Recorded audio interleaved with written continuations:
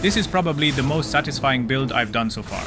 It has insane damage, a bulk of health to tank any hits, incredible mobility, and most importantly, it has infinite focus and health gain. This is the Lighting Rogue build. One quick thing to mention is that this lighting build staggers enemies quite a lot. Now, let's get started. I will show the full gear and stats at the end of this Crucible run. Let's talk about the last 1.0 patch. The biggest changes are that they nerfed the focus and health gain. The big focus potion now gives 150 focus instead of 300, and they changed the normal bow attacks from using focus to stamina. Well, this Lighting Rogue build doesn't care at all. I lifesteal more than ever. Just look at this speed. The attack speed stat still doesn't work for now, but the attack animation of these daggers is simply insane.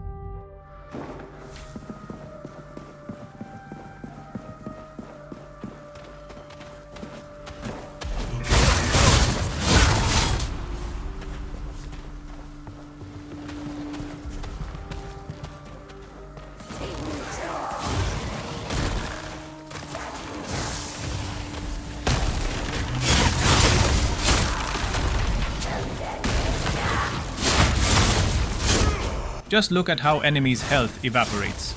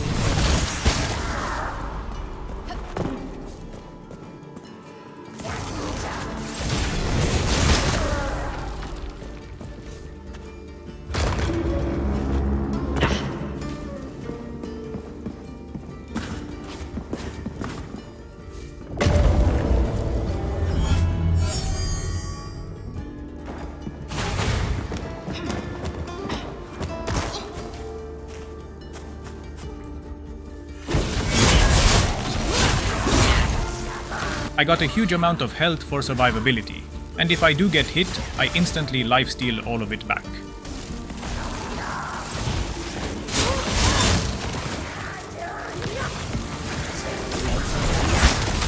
The bow also lifesteals.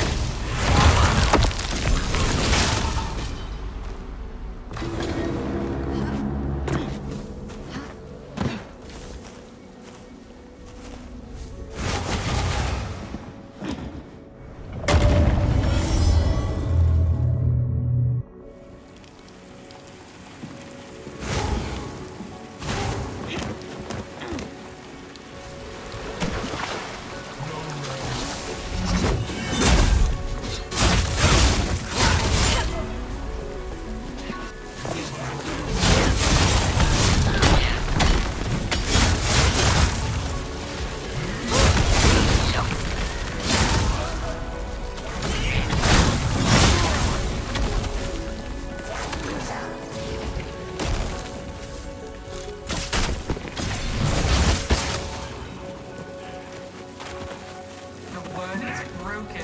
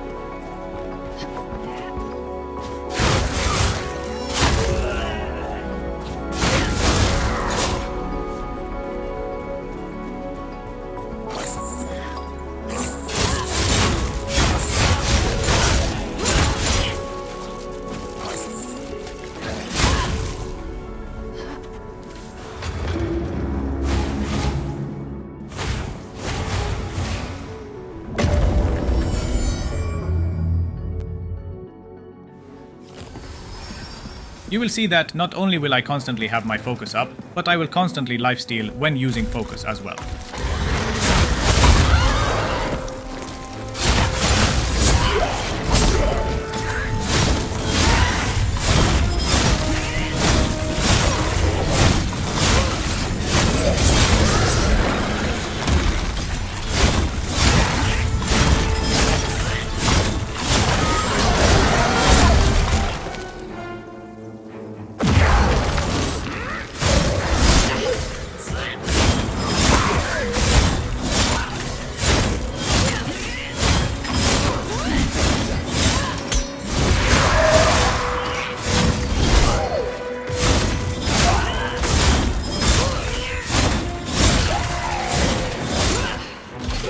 And just like that, he is erased.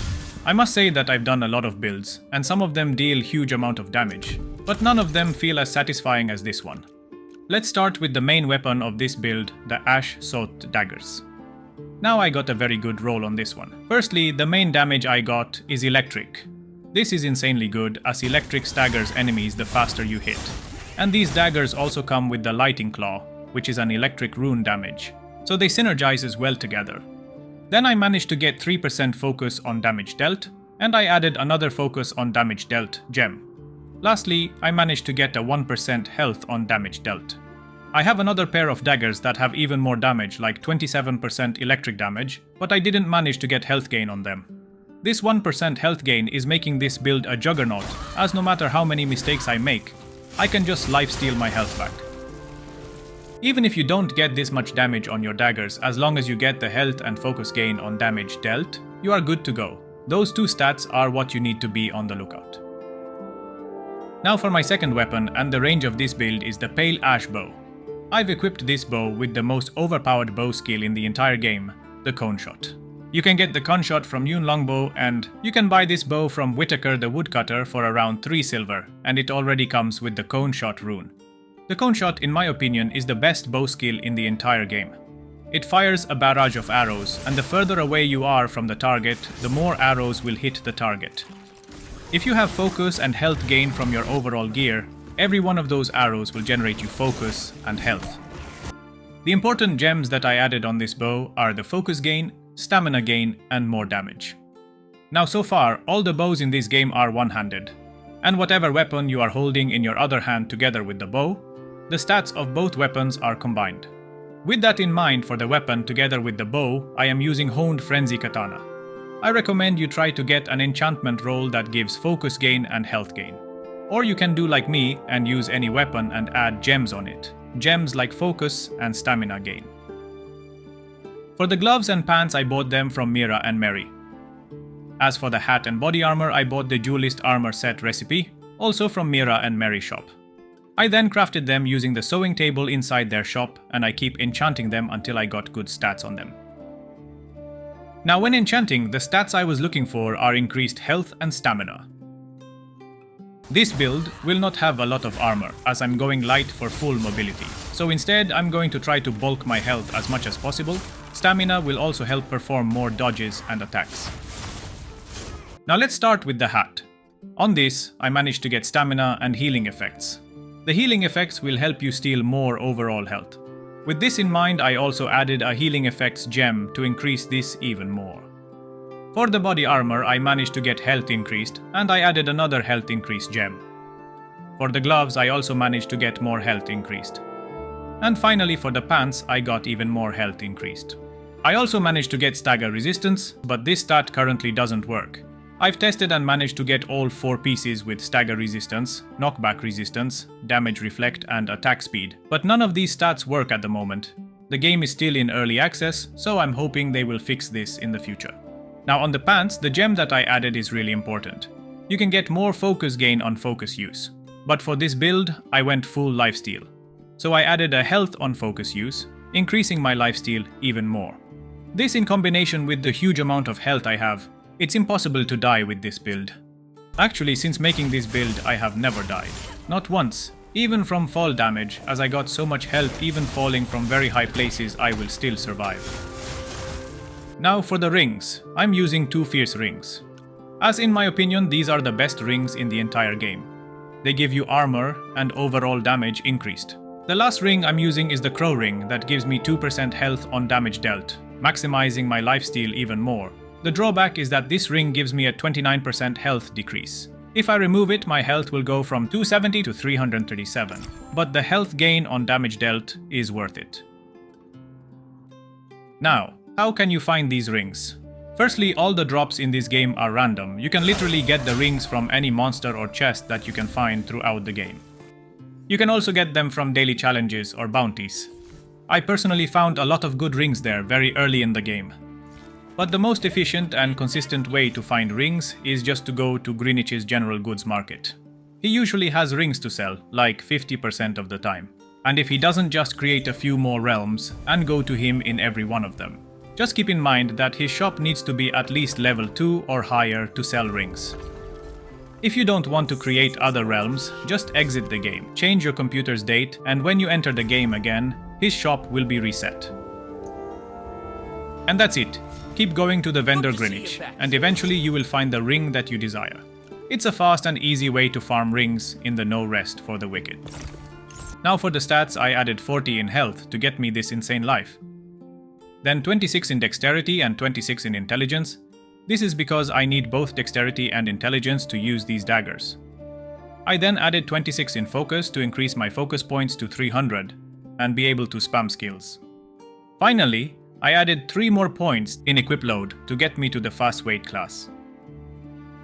And that's it! The Lighting Rogue. It has insane damage, a bulk of health to tank any hits, incredible mobility, and most importantly, it has infinite focus and health gain. What more do you want? This for me is the most satisfying build I've done so far. The attack animation of the daggers feel really good and precise. And enemies simply evaporate. It feels like using 2 lightsabers. Keep in mind that the game is still in early access, so certain things might change with future patches. I hope this video helps you in your wicked journey. If you liked this video, consider subscribing, and if you have any questions, leave them in the comments.